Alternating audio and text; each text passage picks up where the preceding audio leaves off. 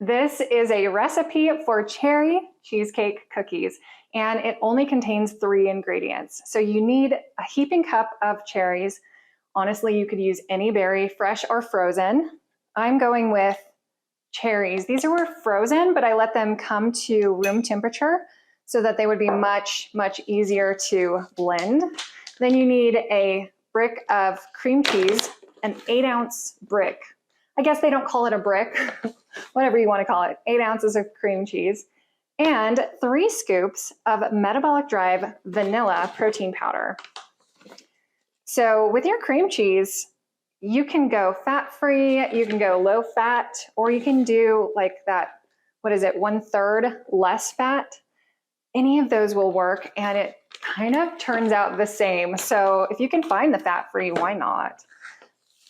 I'm using Metabolic Drive because it's not just whey protein. I love whey protein, but whey protein is not, it's great.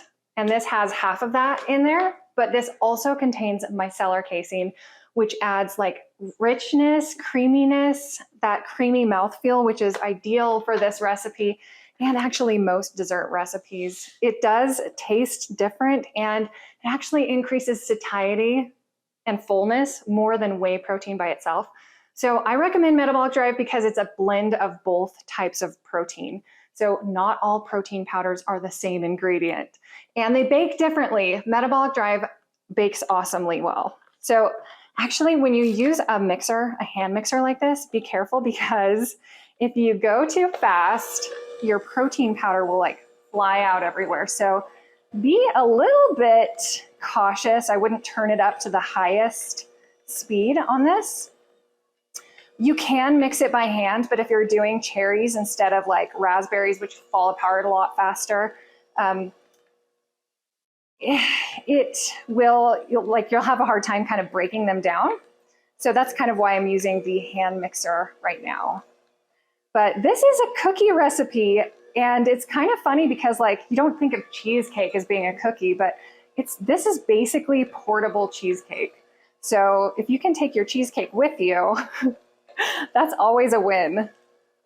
The other cool thing that I like to think about with this recipe is that you're basically replacing sugar, flour, butter with protein powder. So, for a lazy person like me, that's always a bonus, fewer ingredients. But also when it comes to like macronutrients and calories, you're saving a whole lot of calories. You're saving your fat and carbs. You could do, like I said, the full fat cream cheese, but you could also make this as low fat as you want to. So lots of perks there because this recipe is so flexible. It's basically 3 ingredients, and 2 of those are super interchangeable.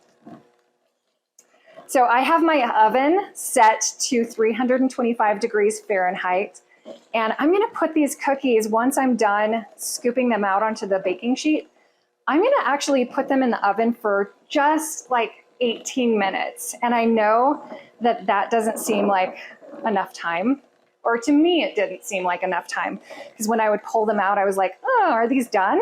But the residual heat in the cookies will allow them to continue cooking even after you pull them out. So even if you pull them out and you're like, I don't know if that's not quite done yet, just let them rest for like 15 minutes, let them cool. And when you come back to them, they'll be done. Done enough. Done enough, right? Okay, so this is almost completely mixed here. And it's a beautiful lavender color. Sometimes when I do this with raspberries though, people tell me that the finished product looks either like meat patties, like raw meat patties, or like zombie brains.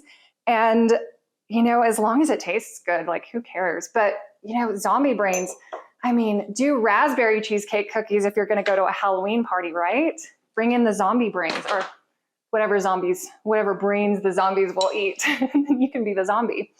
So cherry cheesecake, here you go.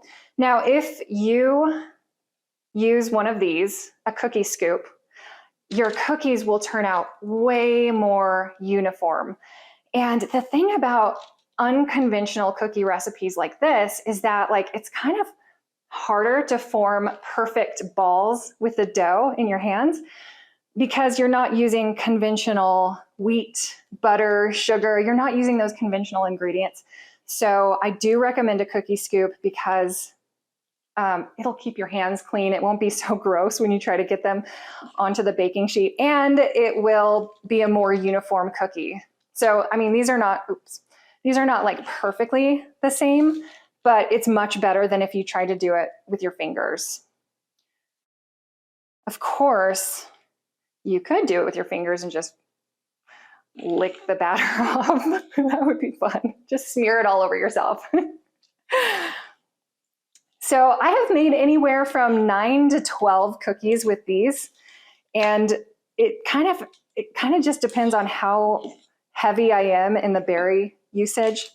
But I didn't add a cup of cherries here. I did like a heaping cup, so it was like a little bit more than that. And if you know my recipes, you know that I'm super imprecise. I do not do anything super exact, super anally. So let's see, 2, 4, 6, 8, 10, 12. So this is 12. And I'm going to stick this in the oven for 18 minutes. And when they come out, I will show you the final product. Oh, you know what? One more thing. I'm using parchment here, just in case you're wondering. It cuts down a step of having to like spray your pan with some kind of gross oil, and then you don't have to wash the pan after you're done baking it. So again, lazy tips. I am here to share all of my laziness tips with you. So once these come out of the oven, I'll share the final product of these very lazy cheesecake cookies. So here is the final product of these cherry cheesecake cookies. Guys, it's got the richness that you'd expect from conventional cheesecake, plus the tartness of the berries, and it's just a portable protein bomb. So you have to try this out. And if you do, head over to tnation.com community to take a picture and let me know what you think. I want to know what berry you used. I want to know what cream cheese you used, and I want to know your opinion. So try these out, make them for your family. Try not to eat them all yourself, and let me know. Thanks so much, guys. If you enjoyed this information, hit that like button to let us know. Plus, if you never want to miss another T Nation video again, hit subscribe and that little notification bell right next to it.